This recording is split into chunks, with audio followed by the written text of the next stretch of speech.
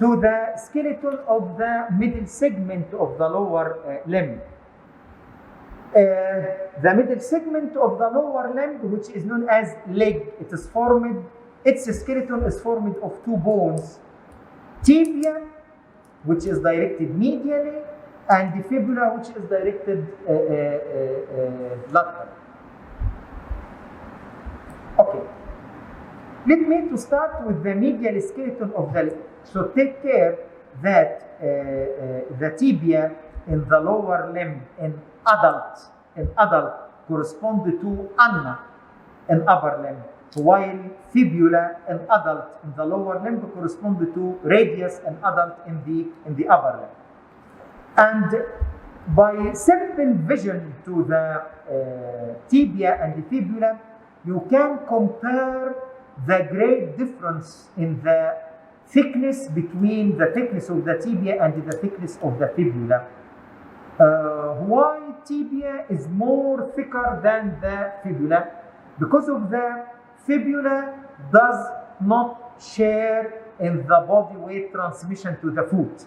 So that your body weight will be transmitted from the femur to the foot through the tibia, not through the fibula. This is why fibula is much thinner than the tibia. Tibia is classified as long bone as it has upper end, lower end, and the shaft in between. Let me to start with the upper end of the tibia. The upper end of the tibia shows two tibial condyles. Two tibial condyles, medial tibial condyle and the lateral tibial condyle. These two condyles are much more concave in comparison to the two femoral condyles. The two femoral condyles are much more convex, and the two femoral condyles articulate with the two tibial condyles in order to form the knee joint. And in between the medial and the lateral tibial condyle, we have this area which is known as intercondylar area for the attachment of the cruciate ligaments and the menisci, as I will explain inshallah in the lecture of the knee joint. Then we have anteriorly, this is the tibial tuberosity, one of the palpable parts of the tibia, which can easily palpated immediately below the knee joint. This is the tibial tuberosity, and the tibial tuberosity lies in the anterior surface of the upper end of the tibia, so it is an indicator for the anterior direction.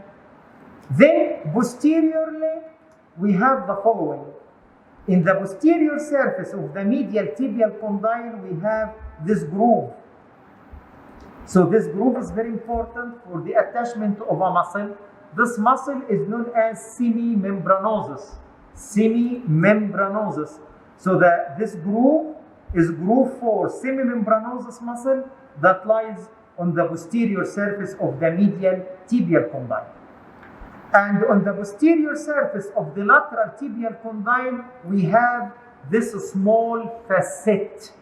What's the meaning of facet? Word facet means smooth, circular, small articular surface. So this facet for articulation between tibia and the fibula in order to form the superior tibio-fibular joint. What about the lower end of the tibia? The lower end of the tibia, the same as lower end of the radius in the upper limb. It has 5 surfaces. This is the anterior surface of the lower end of the tibia. And this is the posterior surface of the tibia that is characterized by the presence of this groove. And inshallah, we will explain this groove later on in one of our cases, inshallah, so that you can easily differentiate between anterior surface and posterior surface by the presence of this groove. Then this is the medial surface of the lower end of the tibia, which is known as medial malleolus, which is the one of the subcutaneous parts of the tibia, which is easily palpable on the medial side of the ankle joint. And on the lateral surface, we have this small notch. This small notch, which is known as fibular notch of the tibia, and this is for articulation between tibia and fibula in order to form inferior tibio-fibular joint. And this surface is the inferior surface of the lower end of the tibia, and this surface for the articulation with this bone, one of the bones of the foot, in order to form the ankle joint. This bone is known as talus bone. Talus bone for the articulation to form the ankle joint. So these are the 5 surfaces forming the lower end of the shaft of the tibia. Then what about the shaft itself? The shaft is formed of the following borders. This border, which is sharp subcutaneous border. This border, it is easily palpable along the anterior aspect of the leg. It is subcutaneous. It is covered only by skin and fascia. Then we have this border, which is the medial border of the tibia, and this border, which is the lateral border of the tibia, or it is sometimes known as interosseous border, because of the same, we have the same space as in the upper limb, which is known as interosseous space, which is the space between tibia and fibula. So the shaft of the tibia shows 3 surfaces. This surface is the lateral surface of the tibia, while this one, this is the lateral surface of the tibia, and this is the medial surface of the tibia, which is purely subcutaneous also. So we have several subcutaneous parts in the tibia. The tibial tuberosity, the anterior border of the tibia, the medial surface of the shaft of the tibia, the medial malleolus, and this surface is the posterior surface of the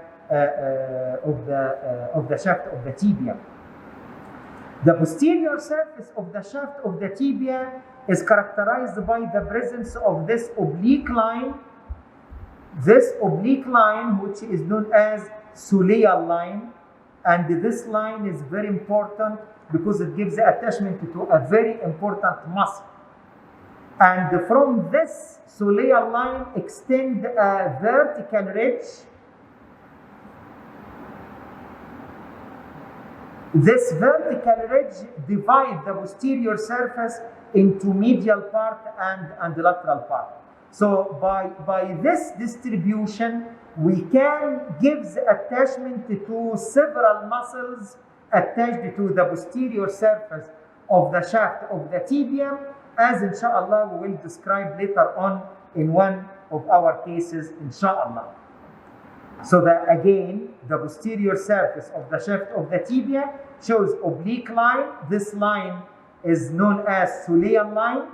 So the soleal line divides the posterior surface of the shaft of the tibia into upper triangular area for the attachment of a very important muscle and the lower part. The lower part is divided into medial and lateral by this vertical ridge, as we will explain later on, inshallah. The next concept, how I can identify the tibia right or left. Again, the two tibial condyles are directed superiorly while the medial malleolus directed inferiorly.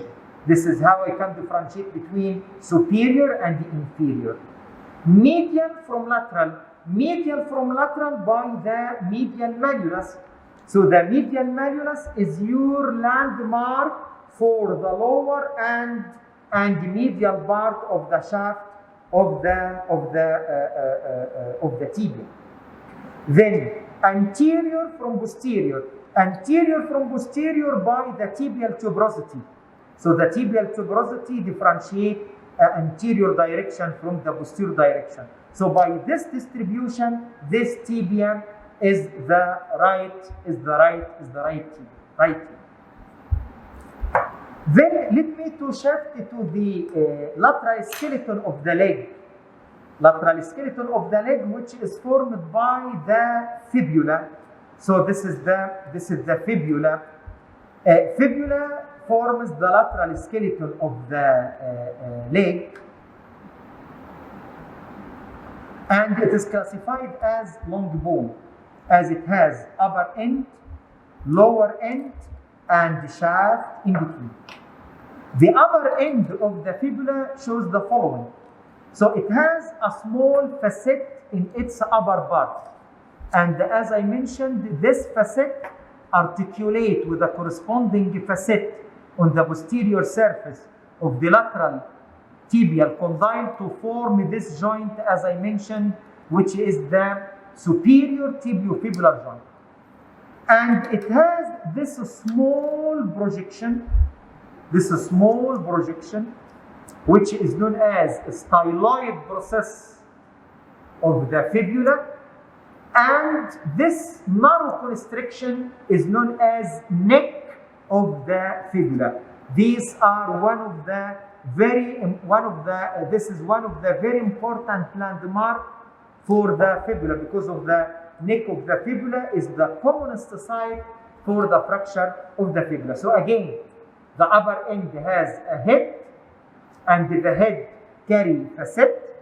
This facet for articulation with the corresponding facet on the posterior surface of the lateral tibial condyle, and this small projection, which is known as a styloid process.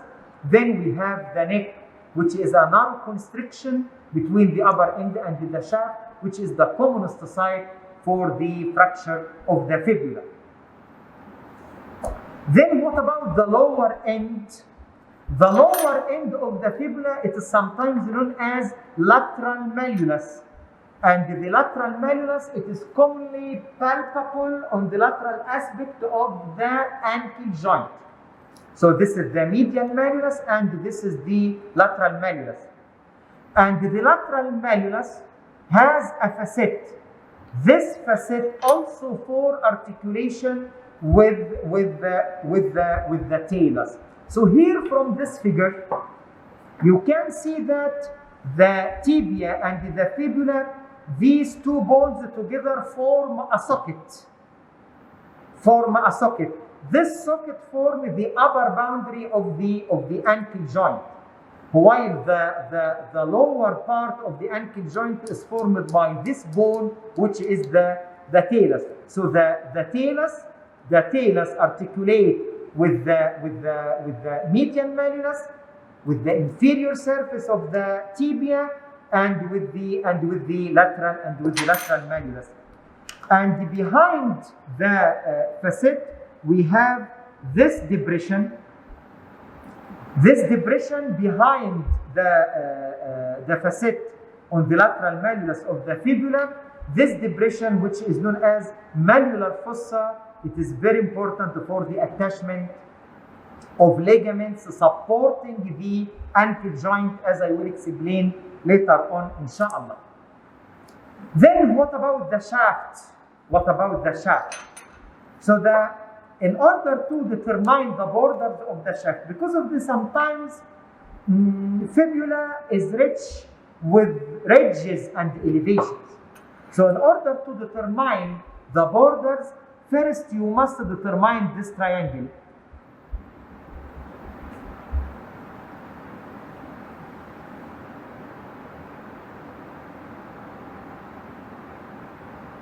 You must determine this triangle. This triangle is known as subcutaneous triangle of the fibula that lies on the lateral surface of the lateral malleolus. So that by the upward extension of the apex of this triangle, will be the anterior border. Will be the anterior border of the shaft of the fibula. Will be the anterior border of the shaft of the fibula. This means that exactly to pass posteriorly, will be the posterior border. The posterior border of the shaft of the fibula. And here we have inside, will be the interosseous. Will be inside here. I think it is more clear from this view. Will be the interosseous border of the fibula. So this means that the fibula has three surfaces. This surface of the fibula, this is the lateral surface, and this is the anterior surface, and this surface, this is the posterior surface of the fibula. What about how I can determine the side of the fibula,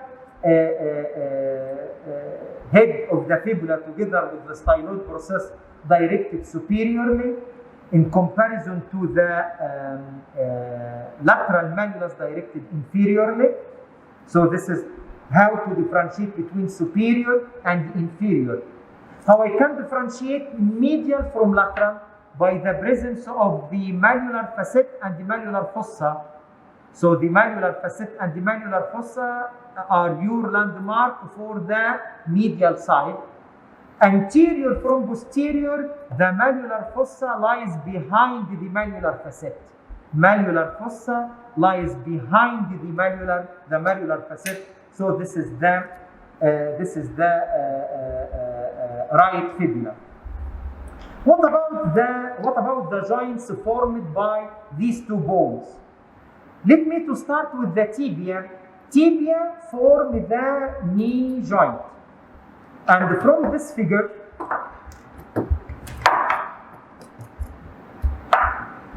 tibia together with the femur and the patella form the knee joint. Fibula does not share in the formation of the knee joint. Again, fibula does not share in the formation of the knee joint.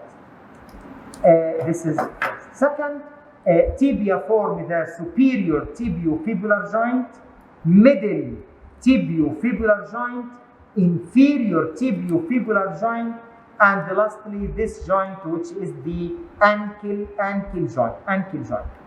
What are the joints formed by the fibula?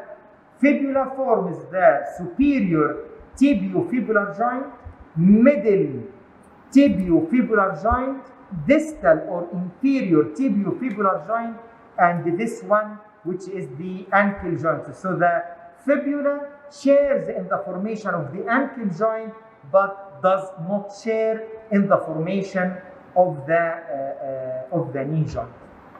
Lastly, in order to finish